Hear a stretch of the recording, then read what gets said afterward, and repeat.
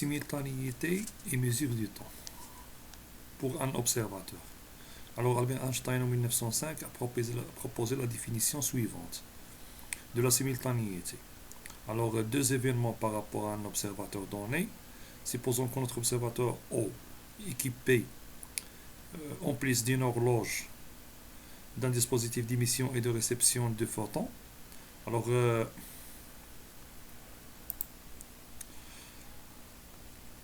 là, on a la ligne d'univers de l'observateur. Alors, cet observateur, il a son temps propre, T. Alors, si on veut, on a le point au point A, on a une simultanéité avec le point M d'une autre ligne d'univers.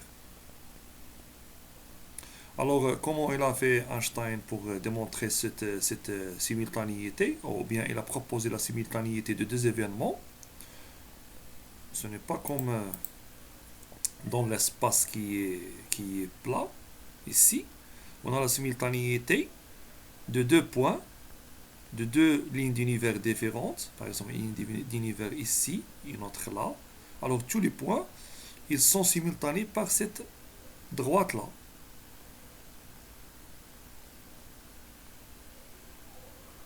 Alors, les événements qui se passent dans cette droite, en ce qui concerne le temps, ils sont simultanés. Ils ont le même temps. Ils se passent en même temps. Mais pour l'espace qui est courbé, on ne peut pas voir est-ce que ce point-là il est simultané avec celui-là, ou bien cet événement-là il est simultané avec celui-là. Alors Einstein il a proposé cette loi-là. Alors pour dire que le point A il est simultané avec le point M, il faut que, alors on a un émetteur de photons. Alors l'émetteur de photons il émet le photon au point A1. Alors on voit bien qu'il suit le cône lumière ici. Alors là, il entre avec le cône lumière parce que c'est deux gens en lumière. Alors il frappe le point M, il rebondit toujours avec le cône lumière. Là on est le passé et là on est dans le futur. Il va traverser, il va attaquer le point A2 avec la direction du cône de lumière. On voit ça très très bien. Cette courbe-là d'espace-temps, ce n'est pas une particule, ce n'est pas un photon. Parce que c'est une particule, alors elle est obligatoirement, il se trouve à l'intérieur du cône lumière. Il est de genre temps. Alors il passe par le cône de lumière. Alors on voit bien que le temps mi T1, il est égal à T2. Parce que la vitesse de la lumière, elle est constante. Elle est constante. Alors, ces distances-là, elles sont égaux. Alors là, on a le même temps. Alors, T, alors on dit que A et M, ils sont simultanés. Si T est égal à 1 demi T1 plus T2.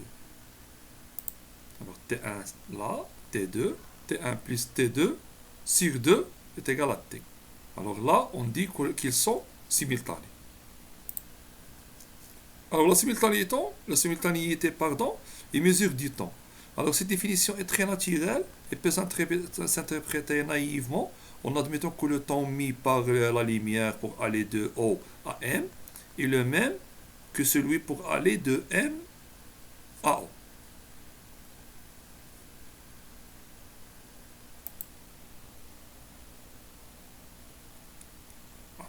On parle de O, de la ligne où il se trouve le point O, la ligne O.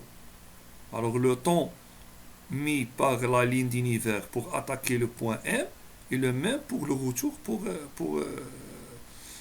le retour au point O. Au point O, ça veut dire O, il se déplace sur cette ligne d'univers. Alors dans l'optique d'Einstein, la définition de la simultanéité est tout à fait acceptable car elle ne fait intervenir que les cônes de lumière, alors qui représentent la seule structure canonique de l'espace-temps relativiste. Ainsi, elle s'accorde bien avec son postulat de constante de la vitesse de la lumière. Alors de plus, cette définition est opérationnelle. Elle est basée sur un critère physiquement réalisable. Alors la mesure du temps d'aller-retour d'un signal électromagnétique. Alors l'espace local de repos. On appelle l'espace local de repos. C'est cet espace-là. Je vais vous le montrer ici. Alors cet espace-là, déterminé par la simultanéité, on l'appelle l'espace total repos. Ou bien l'espace de repos.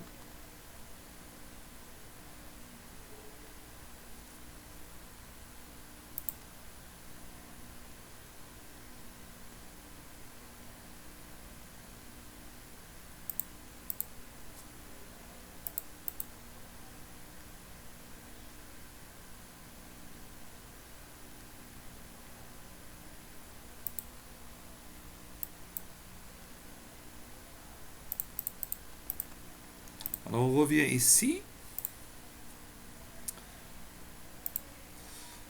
Alors soit A1, l'événement d'émission par O du photon qui va se réfléchir en M et être reçu par O en A2. Là, ce qu'on a parlé, on a déjà parlé le photon sort de A1 vers M, il rebondit, il est réceptionné au point A2. Alors, le quadrille vecteur infinitésimal séparant A1 et A est C delta T multiplié par U. Alors, le quadrille vecteur de A1 entre A1 et A. Là, entre A1 et A. On a un quadrille vecteur ici. C'est le dp. On va l'appeler dp de A1 vers A.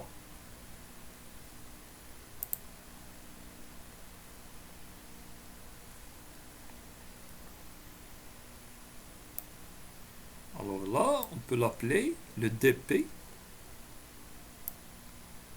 Le dp.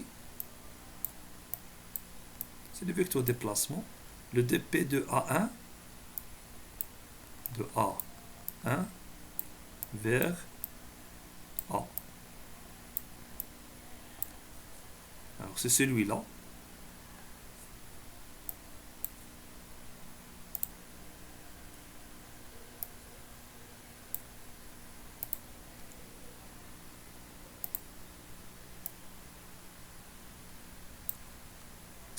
Alors, où il a le quadrille, la quadrille.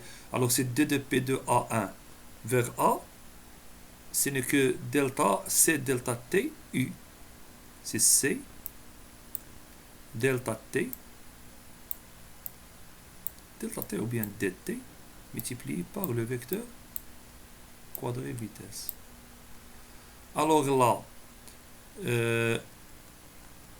de par la définition de la simultanéité, le quadrille vecteur infinitésimal séparant A et A2 est également C delta U. Alors de même, ce quadrille vitesse-là, séparant A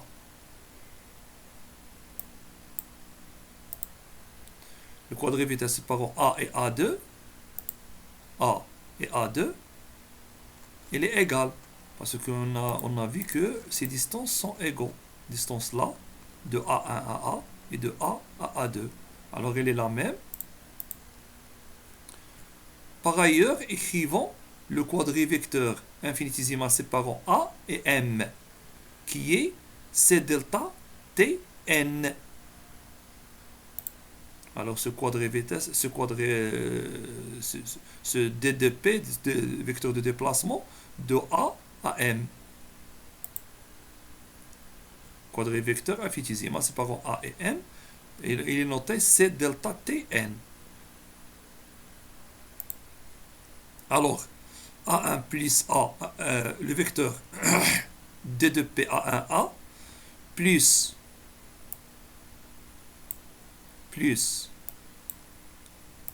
le vecteur déplacement de